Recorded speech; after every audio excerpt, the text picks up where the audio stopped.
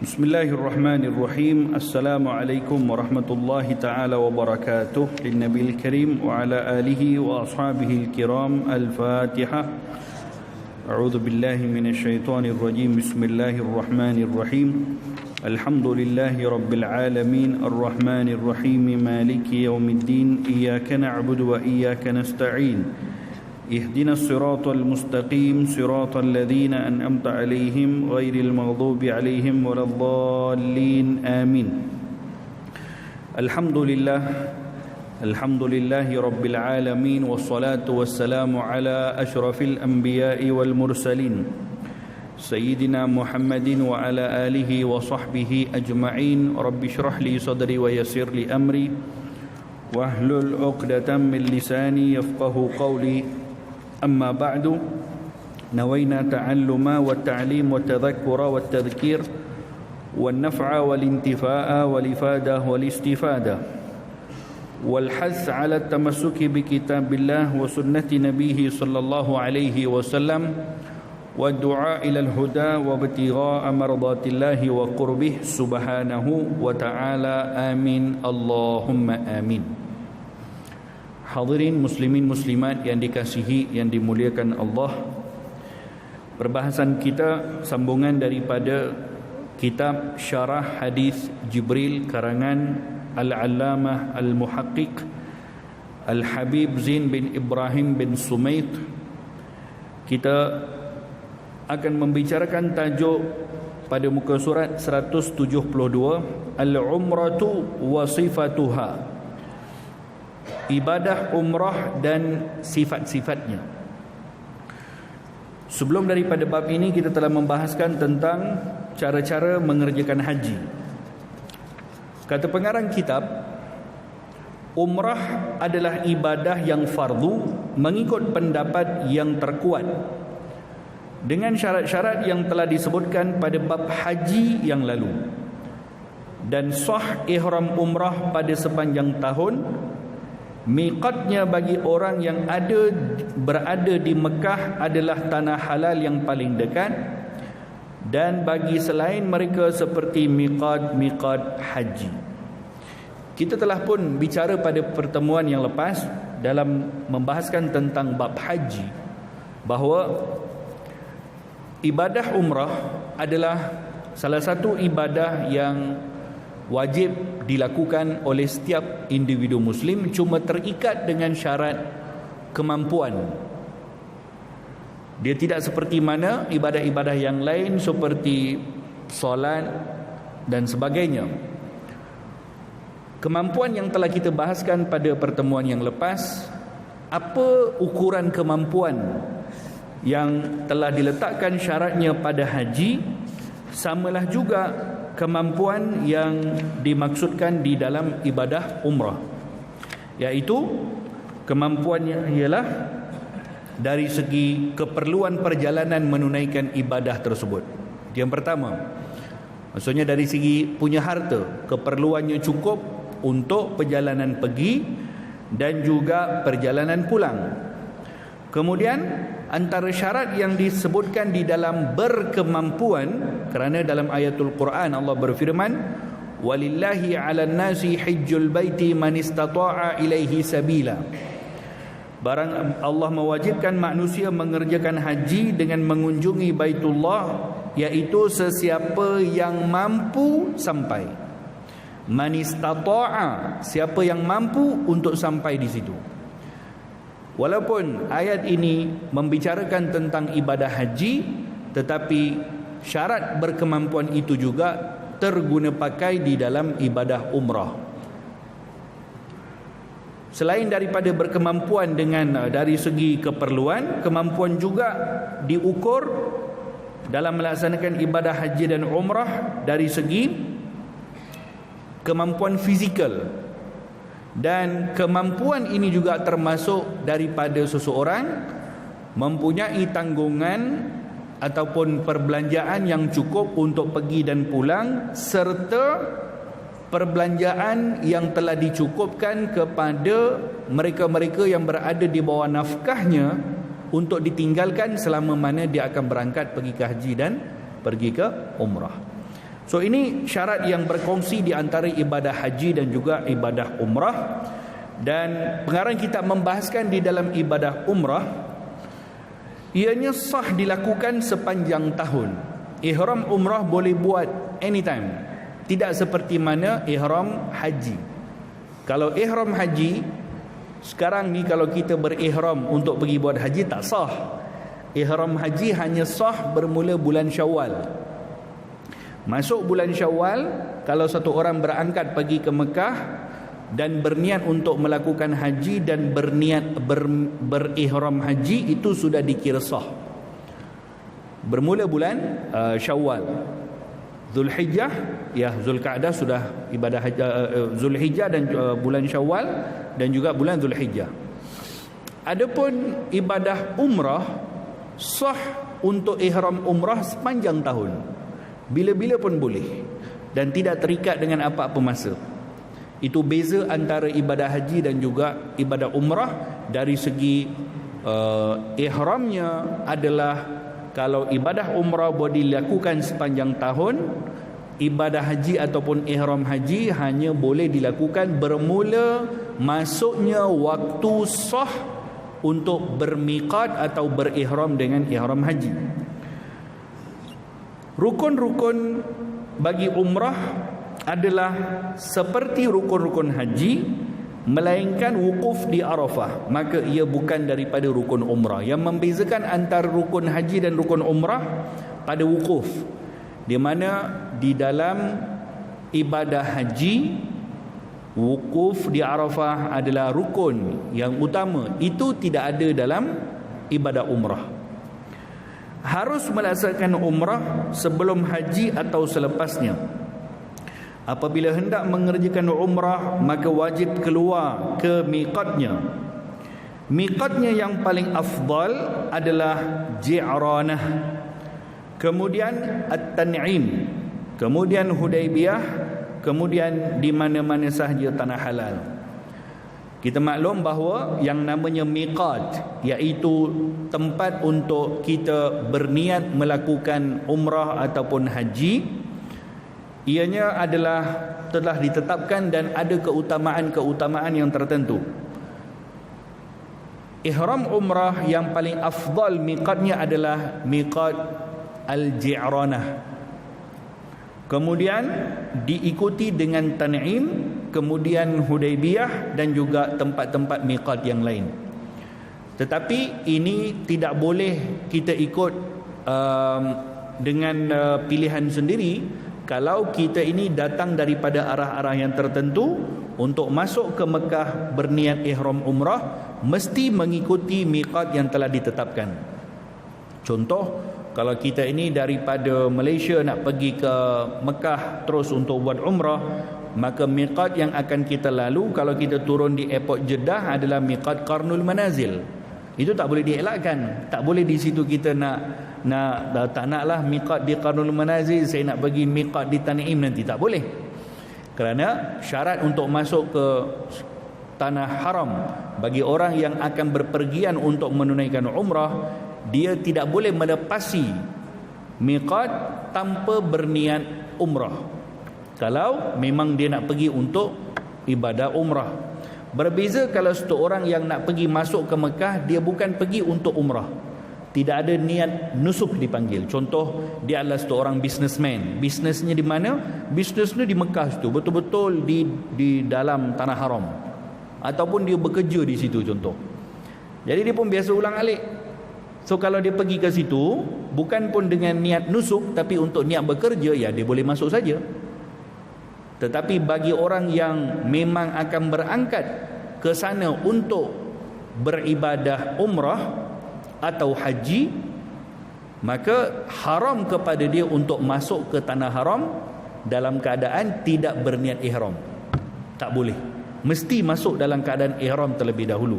Dan kalau kita daripada sini, kita akan berjumpa dengan miqat Qarnul Manazil, iaitu miqat di atas flight. Sebab tu kita kalau lalu situ nanti pilot ke apakah, dia akan announce, sebentar lagi dalam masa setengah jam kita akan melepasi miqat Qarnul Manazil. Bagi jemaah-jemaah umrah, silalah berniat dengan niat umrah ke apakah. Lepas tu baru kita sampai ke airport Jeddah. Itu airport Jeddah sebetulnya tak boleh ada terkeluar pun daripada tempat miqat, tapi berkebetulan flight kita akan melepasi miqat dulu. Oleh itu kita mesti berniat di situ. Kerana dia sudah akan melalui tanah, dia akan melepasi tanah halal dan akan masuk ke tanah haram. Dalam melakukan ibadah umrah, kaifiyah yang paling afdal, berkata pengarang kitab, adalah pertama, mandi dan solat 2 rakaat untuk ihram. Kemudian berihram dengan umrah dengan berniat masuk ke dalam umrah, dan sunat dituturkan dengan lidahnya dengan lafaz nawaitul umrata wa ahramtu biha lillahi ta'ala. Sahaja aku berniat untuk umrah dan aku berihram dengannya hanya kerana Allah Subhanahu wa ta'ala. Di sana disebutkan mandi sunat ihram. Mandi sunat ihram ini dilakukan sebelum kita akan berniat dengan niat umrah. Selepas mandi sunat ihram, disunatkan pula untuk solat sunat 2 rakaat. Ini sebelum niat ihram. Selepas solat 2 rakaat, maka barulah kita akan berniat dengan niat ihram. Sebab tu nanti kalau kita pergi ke miqat untuk berniat umrah ni, kita akan nampak banyak bilik airnya, banyak tempat mandinya apa semua, kerana itu memang sunnahnya demikian. Dan sebetulnya tidak disyaratkan mesti mandi di sana. Kita mandi di tempat lain pun boleh. Cuma biarlah mandi itu diniatkan dengan niat mandi sunat ihram. Cuma solat sunat 2 rakaat ihram ini terikat dengan hukum, iaitu tidak boleh untuk solat sunat 2 rakaat sunat ihram kalaulah waktu kita nak bermiqat atau nak berniat itu adalah waktu yang dilarang untuk solat sunat. Contoh, selepas solat fardu asar dan selepas fardu subuh. Selepas asar dan juga selepas subuh, kita tidak diperbolehkan untuk solat sunat. Maka dalam hal ini sunat ihram pun akan terikat dengan masa tersebut. Ini kadang-kadang orang tidak perhatikan hal ini. Contoh, dia pergi bermiqat di Masjid Tan'im, contoh Masjid Aisyah. Miqat Tan'im di Masjid Aisyah. Daripada dalam tanah haram lah, dia nak pergi buat umrah kali yang kedua contohnya. Ataulah dia pergi ke Ji'ranah ke, atau pergi ke Hudaibiyah ke apa ke, kebetulan dia sampai sana pukul lepas solat asar. Jadi ketika itu sunat mandi itu ada, tapi solat sunat 2 rakaat itu perlu dilihat dulu dia dah solat asar atau belum. Kalau dia dah solat asar, maka kepada dia tidak diperbolehkan untuk solat sunat 2 rakaat ihram. Apa sebab? Kerana ketika itu dihukumkan tidak boleh untuk solat selepas solat sunat selepas daripada asar. Kecuali kalau dia solat sunat ihram dulu baru dia solat asar, itu boleh. Contoh, dia sampai ke Masjid Tan'im itu dah nak masuk waktu asar lah.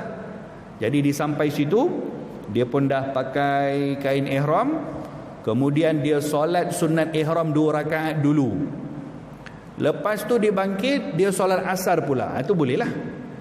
Tapi kalau dia solat asar dulu, maka ketika itu dia akan terikat dengan halangan untuk solat sunat 2 rakaat ihram selepas daripada solat asar, dan selepas solat subuh adalah hukumnya dilarang, sama juga dengan hukum solat-solat sunat yang lain. Nawaitul umrata wa ahramtu biha lillahi ta'ala. Lafaz umrah atau lafaz ihram umrah ini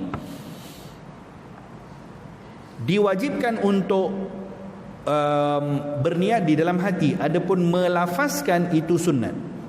Setelah daripada melafazkan ataupun setelah daripada berniat, dan bertalbiyah seperti mana yang telah disebutkan, iaitu dengan ucapan labbaik Allahumma labbaik, labbaik la syarika lak labbaik, innal hamda wan ni'mata lak wal mulk la syarika lak.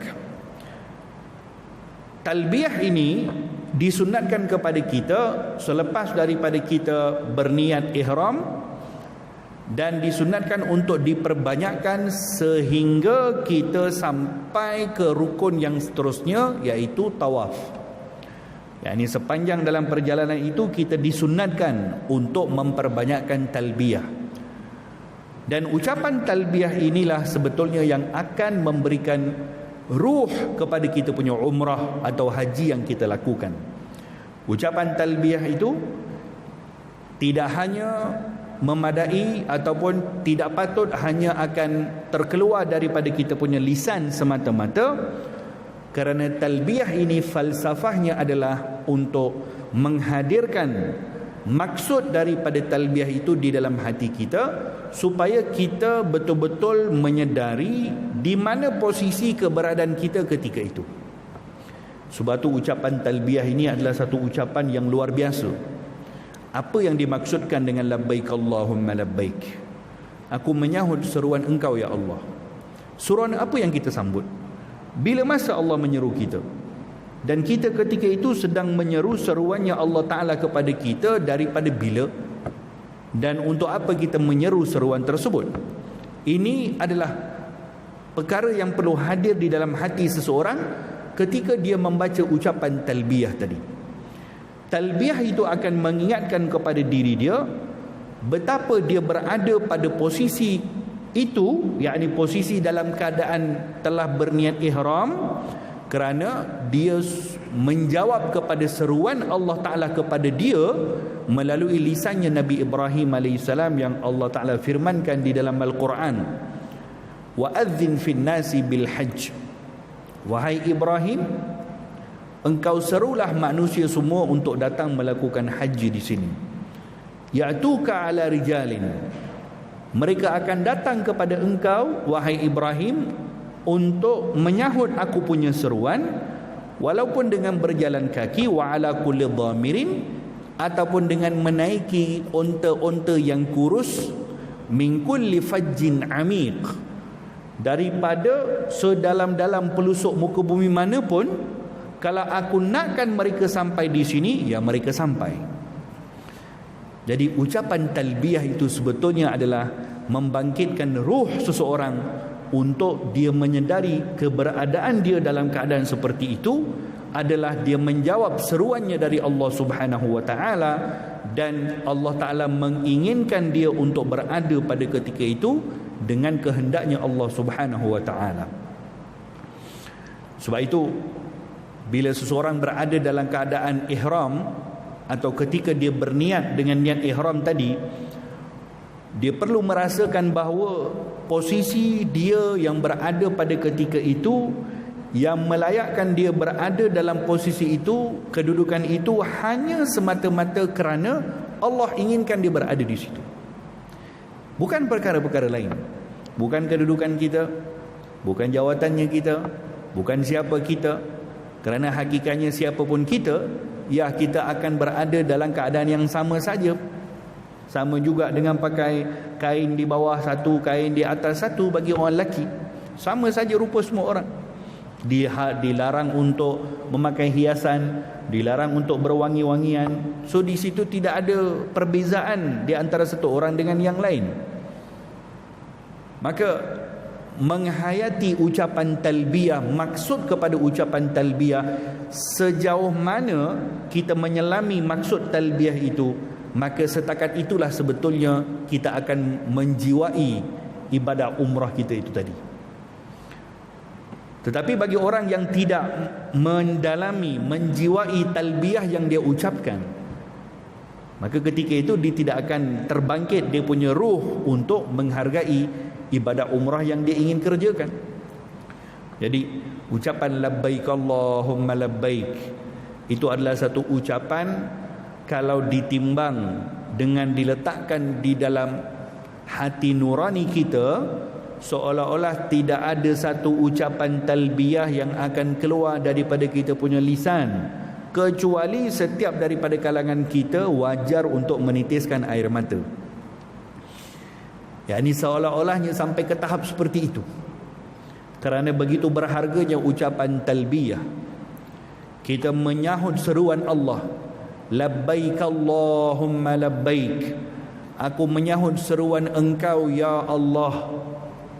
Jadi seketika itu kita ni sedang berbicara dengan Allah Subhanahu wa taala, mengingatkan kepada kita apa yang telah Allah sampaikan seruannya Nabi Ibrahim dulu, yang Allah sampaikan kepada kita ketika itu, menyebabkan kita mampu untuk menjawab semula seruan panggilan Allah Subhanahu wa taala kepada kita.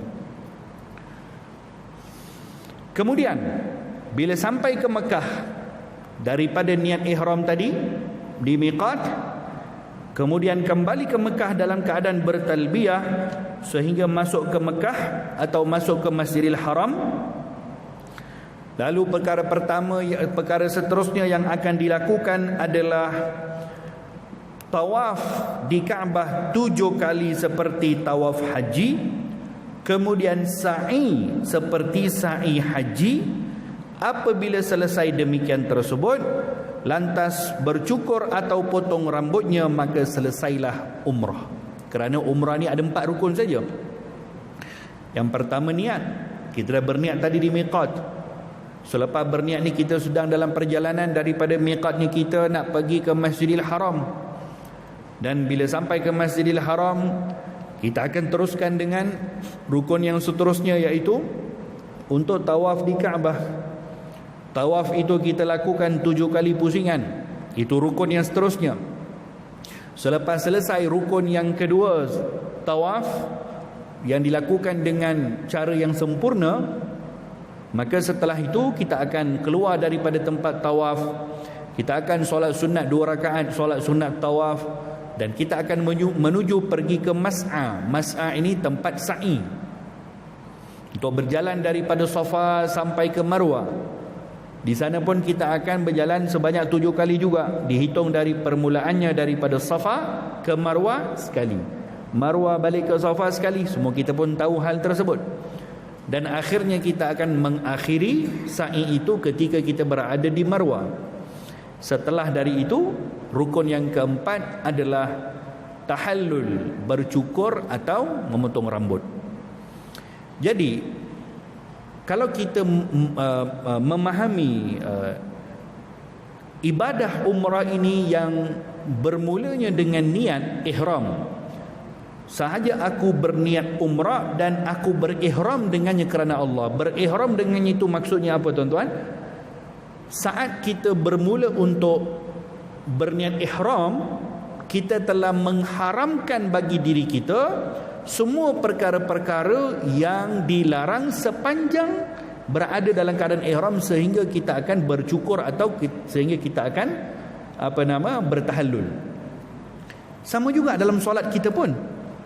Sebetulnya kita ketika solat itu seumpama falsafahnya sama. Sebab tu dalam solat kita, takbir pertama kita dinamakan takbiratul ihram. Apa kaitannya takbiratul ihram dengan ihram umrah, dengan ihram haji?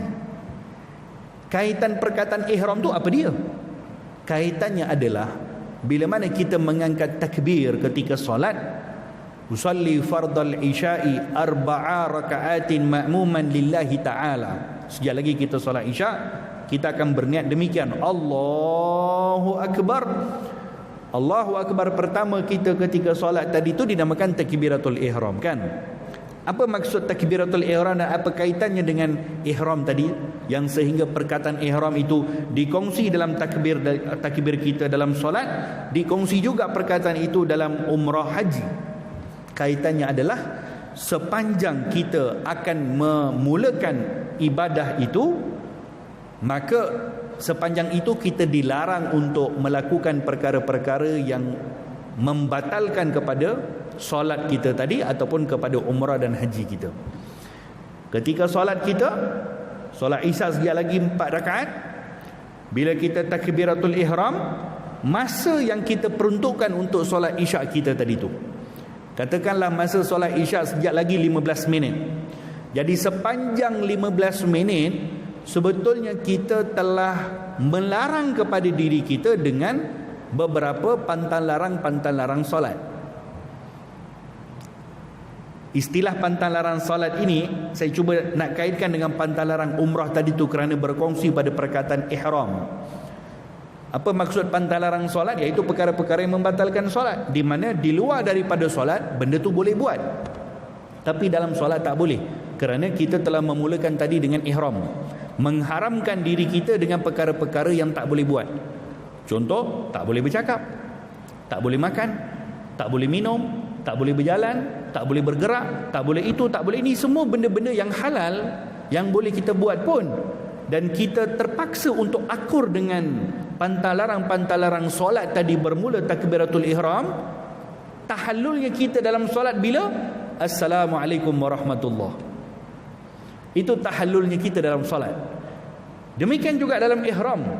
Daripada awal berniat ihram di miqat, kita melarang kepada diri kita untuk melakukan perkara-perkara yang diharamkan ketika berada dalam ihram, seperti berpakaian dengan pakaian yang berjahit bagi orang lelaki, meminyakkan rambut, memakan minyak wangi, memotong kuku, sekian-sekian 13 pantang larang ihram, sampailah tahallul. Saat kita bertahallul itu, khususnya kalau umrah yang pertama ya, biasa kalau kita pergi umrah yang pertama ni akan makan masa lama sikit. Sebab kita bermiqat itu daripada Qarnul Manazil, di atas flight, turun di airport, kadang-kadang ambil masa lagi, kemudian pergi ke hotel, nak kemas beg apa semua, makan, lepas tu baru nak pergi buat umrah, akan ambil masa lama. Ketika kita setelah selesai melakukan tawaf, kemudian sa'i, kemudian habis sa'i itu kita nak bertahallul, tuan-tuan puan-puan rahimakumullah, saya percaya semua daripada kita yang pernah melakukan umrah dan haji, saat kita tahallul itu akan ada satu perasaan dalam hati kita, seronoknya kita setelah tahallul. Seronoknya datang sebab apa? Seronoknya kita, alhamdulillah, dah tak terikat aku dengan pantang larang, rasa bebas dah. Sebenarnya ketika dia tahallul di atas bukit Marwah, dia potong rambut lah bagi orang lelaki, atau orang perempuan contohnya pun di situ, dia potong rambut, dia tak boleh buat apa pun dekat situ. Dia tak ada pun terus nak pakai seluar dalam kat situ, tak, bagi orang lelaki. Dia tak ada pun terus nak pakai minyak wangi ke, nak buat itu, nak buat ini terus, kerana dia sudah terlepas daripada ikatan umrahnya atau ihramnya, tak. Dia sama juga dengan pakaian atas dengan bawah tadi, sama je keadaan dia sampailah di balik hotel. Tapi saat dia melakukan tahallul itu, akan ada satu kegembiraan dalam hati kita. So kegembiraan ini sebetulnya bukan kegembiraan kerana kita sudah terlepas daripada ihram, lalu kita bebas untuk lakukan perkara-perkara yang diharamkan tadi. Bukan itu sebetulnya. Tapi kegembiraan itu adalah kerana kita berjaya mengikut perintah Allah, lalu kita mengharamkan pada diri kita perkara-perkara yang Allah haramkan sepanjang tempoh tadi. Maka oleh itu Allah campakkan dalam hati kita satu perasaan keseronokan bila mana kita bertahallul. Al-Imam Abu Hamid Al-Ghazali rahimahullah dalam kitab Ihya, ketika membahaskan bab haji dan umrah dan juga bab ihram, beliau sebutkan, inilah sebetulnya dalam hidup kita. Kita ini, hidupnya kita pun macam ihram. Kita ada pantang larang perkara-perkara yang diharamkan oleh Allah Ta'ala, dan kita ada batasnya. Ada permulaannya dan ada tahallulnya dalam kita punya hidup pun sama juga. Seperti mana kita merasakan kemanisan ketika kita bertahallul umrah, kita rasa seronok kerana sudah terlepas daripada ihram, gembiranya kita. Kata Imam Al-Ghazali, demikianlah sebetulnya dalam hidup kamu. Allah nak bagi tahu kepada kita dengan 2 jam, 3 jam kita berkorban untuk umrah tadi, lalu kita akan dapat rasa nikmatnya tahallul. Demikianlah kenikmatan yang Allah letakkan kepada orang-orang beriman dan orang-orang bertakwa kepada Allah. Sepanjang dia punya hidupnya di atas dunia ini, kalau dia berjaga-jaga daripada perkara-perkara yang diharamkan oleh Allah Ta'ala, maka saat dia tahallul nanti, tahallulnya bagi orang yang hidup apa dia? Saat dia mati nanti, saat kematian dia nanti, Allah akan campakkan satu kegembiraan yang luar biasa kepada dia. Kerana apa? Kerana dia berjaya untuk menjauhkan diri dia daripada perkara-perkara yang dilarang oleh Allah Subhanahu wa taala. Jadi di dalam kehidupan kita pun sebetulnya kita ini sedang menuju kepada jalan tahallulnya kita juga. Yang kita ini pun ada perkara-perkara yang dilarang oleh Allah untuk kita lakukan. So di sana banyak perkongsian antara falsafah haji, falsafah umrah dalam sekian kehidupan kita untuk kita mengambil perhatian.